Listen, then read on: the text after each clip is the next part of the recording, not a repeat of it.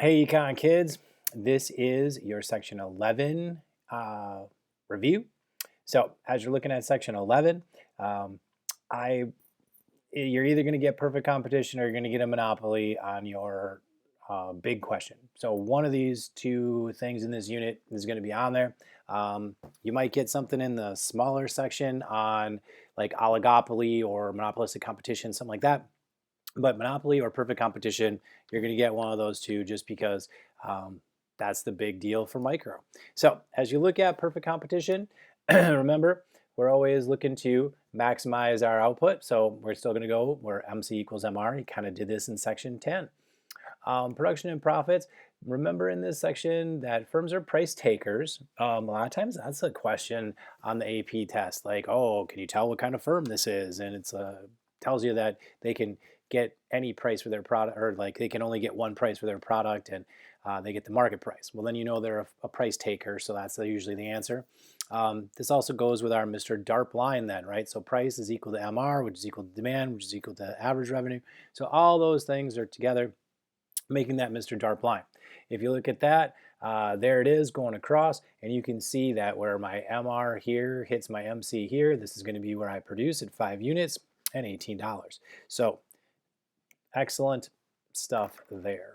Calculating profits, you're going to have profits, total revenue minus total cost. Remember, they might ask you something weird like, what's the profit per unit? Well, then you got to go right to where that unit is and then just get that distance. If they want to know the total profit, then you need the square to take your price times your quantity. When you're graphing perfect competition, in this case, we see positive economic profit, where MC hits MR.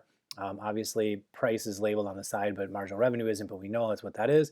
At 5 units here, we can see that right here, we're going to go down to our average total cost, square this in, and we can see that this is going to be like a box right here of economic profit. As I you can go through and get the calculations. The profit per unit is $2, but then if you multiply it by the 5 units that are there, it's a $10 total profit. There's the box of your positive economic profit box. What's going to happen? Well, firms are going to come into the market, right? They want to come in, they're going to take your profit away and make you earn normal profit. That's where you're going to be in the long run. This is a perfect competition with a loss, right? So we got my MR equals MC, right, where Q star is there. And then if you go up to my average total cost and square that in, there's a loss. And right here, there is my normal profit. My Mr. DARP line is hitting right at the bottom of my average total cost curve where it hits my marginal cost curve. Sometimes you call it break-even point. I don't know, whatever. As long as you say normal profit, you'd be good enough. What is the shutdown rule? Shutdown if your variable costs are greater than your revenue, right? That's what you want. But usually when we look at that, shutdown if you're not hitting your average variable cost. That's price is less than your average variable cost. That's what you really want to be able to say on the test. In this case then, if you look at perfect competition, in this case, the letter A right here, that's going to be indicating our shutdown point. My marginal cost curve, everything in here is all going to be my supply curve, right? Because every time my wage or my price comes across, not my wage, my price, as that comes across, I would produce on that marginal cost curve because my MR would be coming across. And so this is my supply line. Everything above A. I wouldn't supply less than A because I wouldn't be able to even meet my average variable costs. I wouldn't have enough gas to put in my car, let alone enough to pay my employees. So in this case, if this is my Mr. DARP line, I am producing an economic normal profit here, right? So that's my normal profit. And anything above would be economic profit. Anything below in this region would be a loss, but you stay in business. Everything underneath there, you're going to decide to leave the market. So shutdown was point A. There you have it. In the long run, what happens? Firms come in, take your profit away, and then eventually you end up in normal profit. Long run outcomes in perfect competition. I don't know if there's anything really interesting in here too much. There again, classic perfect competition graph. Here's your side-by-side. S0 is showing you positive profit there at $8. And then as the price, as people come into the market, S1 is happening, right? So S0 is shifting out to S1. Price is going to fall from 8 to 6. Here's going to be, this should be hitting right at normal profit right here. It looks like those dots are a little off. And that's what's going to happen. You in the market are going to see more people producing. So you as a consumer are happy because the price is coming down. You, if you were the firm though, what's going to happen to you? Your economic profit that you had here, that is now going to go away. You're going to slide down. You're actually going to produce less total than you were before, even though there's going to be more produced in the market. So you'd see the market go from 9,000 to 10,000, but you as an individual producer of this item go from 9 to 7. That is a key concept for sure. Either you're going to get this on the test or the monopoly on the test, but it's pretty easy. Even if you can't graph, I could give you these two graphs and then just ask you a bunch of questions about it. This is just showing that same process. Constant cost industries, that's what, like, every one of them on the test has been a constant cost industry, except 1 year. They had increasing cost industry. The only thing that changes in that is that in the long run, your price is going to be a little bit higher because your costs are coming up, right? So that as that happens, over time, it's actually becoming more expensive to you to produce. The classic example is land gets bought up, and then as the land gets bought up, it's more expensive. So in the long run, it's going to end up being a higher cost to you than what it was originally. If it's a constant cost, that means all the costs are going to be the same. You can't do anything about it. You're just going to get it, and everything will go back to that normal situation.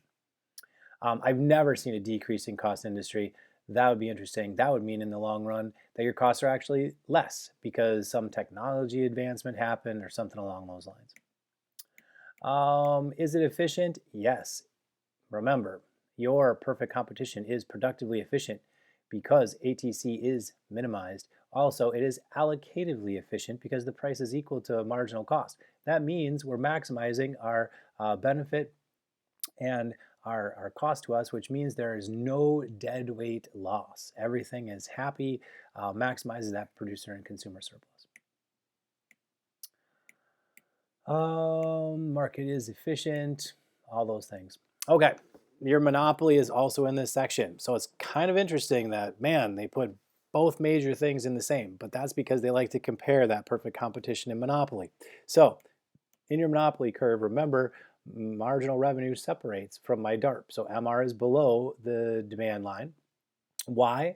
Because I have to lower the price on every unit in front, and that means my marginal revenue is going to be less. I can't just drop the price, to get that next unit sold. If I drop the price to get the fifth one, I got to lower the price on the fourth, the third, the second, the first, and that means my marginal revenue is going to be lower than the rest demand, average revenue, and price. Same concept though. I'm going to go where MC equals MR. Down here, we're going to come up to my demand, average revenue, price line. I'm going to get my price. I'm then going to come down, find my average total cost, square that in. That's my profit. Remember, the nice part about a monopoly, there's only one graph because your monopolist is like, nobody can come into the market there. There's some things they can do about it, like regulate the thing and that kind of stuff. But for the most part, if you know the graph, you know the graph. Here's another example, just showing you the monopoly profit. You just got to go MC equals MR again. You can come down through the marginal cost line to get your average total cost line. No big issue there. Square that in. There's your monopoly profit. A lot of times if they're comparing it to perfect competition, they'll give you this marginal cost, average total cost as a, this way, right there, as a horizontal line coming across, and then you can do some comparisons. Out here, this would be my perfect competition point because my marginal revenue would swing back up and hit demand, and then I'd produce out here, and this whole big triangle would be like my consumer surplus. But right now what's happening is this triangle is a deadweight loss, this is a profit, and my consumer surplus is smaller. Classic monopoly graph, not efficient, right? We're not minimizing our ATC, we're not producing at P equals MC, therefore we are having a shortage in consumer and producer surplus, which means we're leading to a deadweight loss. That's why monopolies are bad. Monopoly and public policy, This shows you that graph a little bit better. There's the deadweight loss. There's the producer surplus, consumer surplus. Sherman Antitrust Act stuff, dealing with a natural monopoly we do allow to exist. Natural monopolies are when we see something like this.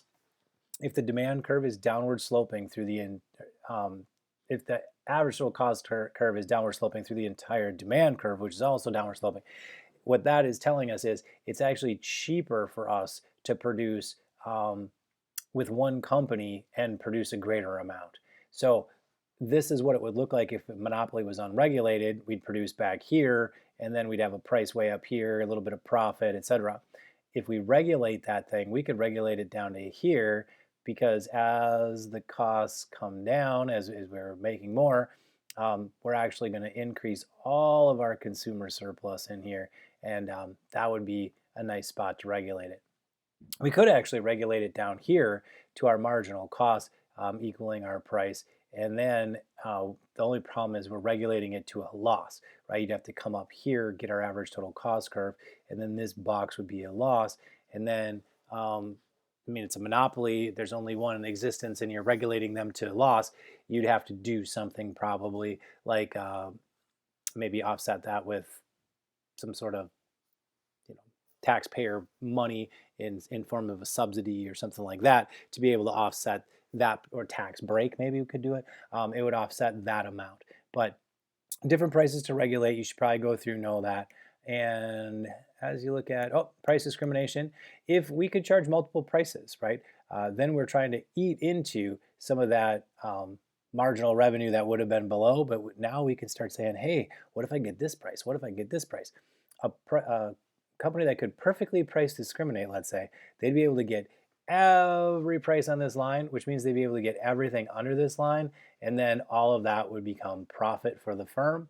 I don't know too many that could do that. Airlines is usually one we talk about because they can charge a different price for every seat, but it's tough. Like this one, they use like a Denny's kind of example where they're saying, hey, can I charge two prices? Or a movie theater, can I charge a price for seniors, a price for high school kids, college kids, regular people? If you can do that, you're trying to get all those different prices. Perfectly price discriminating, there's the box, right? That would be your profit because you could get literally every single price in the mix. So that would be your monopoly. That would be your perfect competition. One of those two is going to be on the test as probably the second question. It's a 50-50 mix. Sometimes you get one, sometimes you get the other. I can't tell you which one you're going to get. I would know both. I would probably have them both graphed out. I would probably have them both like understand what's happening in each so you can explain it. Somebody asked me, why should I have the graph out? I can't graph on the test. Well, if you know the graph, then you're going to be able to get the answer. It's just like saying I shouldn't do any multiple choices because the whole test is free response. Well, that's not true. If you can do a multiple choice question, then you're going to be able to get that right on the test. So I would do all that stuff. There you go. Good luck.